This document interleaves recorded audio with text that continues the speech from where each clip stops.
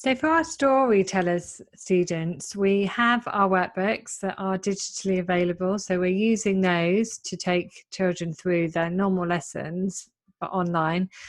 But we've added these kind of starters that help to introduce the element that we're focusing on. So with Goldilocks, for example, we focus on pitch.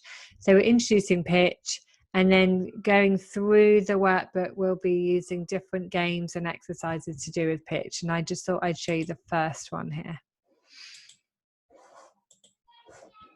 So this is just to really clearly illustrate what pitch is. And we have some little sound effects. Just turn that up.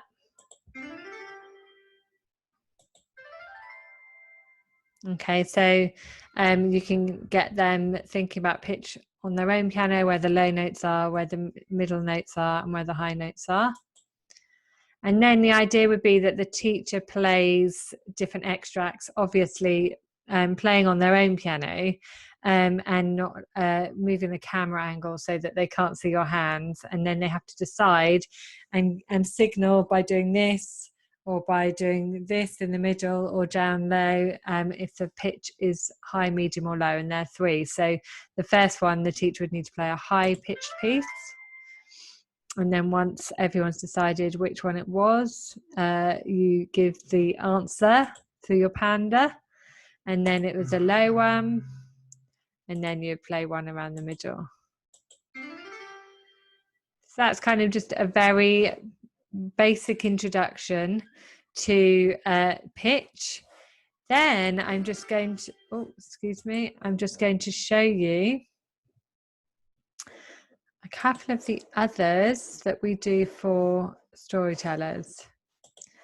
So in our gingerbread man, we focus on texture, which is possibly one of the more difficult concepts to kind of introduce children to. It's one that they won't necessarily have done in their kind of in schools, or it's not one that they naturally can listen out for without being taught what it is. So for example, pitch, if you talk about high and low, or if you talk about loud and soft, anyone can, describe those things in music, even, the most untrained person. Texture's a little bit more complicated. So we use this in our gingerbread man workbook. And the first thing that we would do is spot the difference between these two gingerbread men, Gingy 1 and Gingy 2, which is our character in the gingerbread man book that we use. And basically what you're trying to illustrate is with this kind of gingerbread man with no icing, no scarf and things, that would be a very thin texture. You would play just a single melody line. And then with this one, Gingy 2, that's got all the icing, the scarf, etc., you would then talk about a fuller texture, or a thicker texture, or different, talking about the different parts. If you played something on the piano, you could have like full chords and a melody, or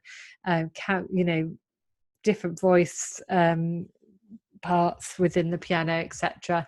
So I wouldn't expect them to kind of label those things necessarily, but they could certainly hear that with Gingy 1 you only have one single sound, one line.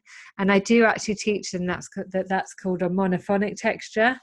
I think nowadays children are taught all of the big words in kind of English, aren't they? And so therefore we can definitely teach them some of the big words in music. So monophonic texture. And then obviously once you're talking about texture, building the texture and having lots of different parts going at the same time, at this stage I just talk about a fuller texture, because you need to then later on in the booklet start thinking about the relationship between the different sounds. So chords and melody, or contrapuntal, polyphonic, independent melody lines that are working, that are sounding at the same time. I play orchestral pieces over Spotify, and you can then talk about a really full texture, and the role that each of the different instruments have. So anyway, I digress. That's kind of the first starter that we would do within the gingerbread man. and texture. Now I'm just going to show you one more. And this is for the Three Little Pigs, where we talk about structure. So again, it's a musical element that perhaps doesn't come all that naturally to them in terms of, I think a lot of them, when you talk about structure, they recognize that in, say, the nursery rhymes that they've been hearing all their lives, or indeed in kind of maybe pop songs that they listen to, they will be able to talk about that kind of structure. But we want them to be able to kind of listen out for structures in melodies, and be able to kind of label structures, talk about, you know, A section, B section, binary, ternary, etc. Okay, so this is just a little starter for the unit, for the workbook, that just gets them thinking about patterns, because if they can think about patterns and that something returns, so this green pig keeps returning, you know, every 3 pigs, then they can think about the music having a pattern and things returning, which is an important.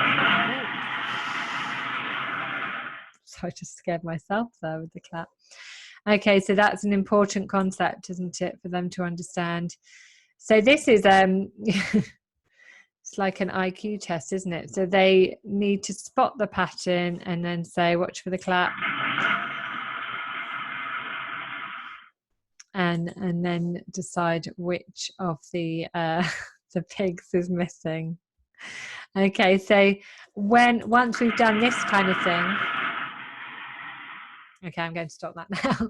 Once we've done this kind of thing, we would then move on. In the following lessons, we'd move on to, I would have a short bar, so just one bar representing each of the different pigs, so 3 different bars, and then you can put those into a pattern. Okay, so that then our pigs are represented by some music, so they can see how the music builds in a pattern as well. Okay, so those are just some of the Storytellers Starters, lesson starters that I've been organising. And essentially, after the teachers would do the starter, they'd then, you know, share their screen with the workbook document up and go through the normal lesson and go through the piece for the lesson.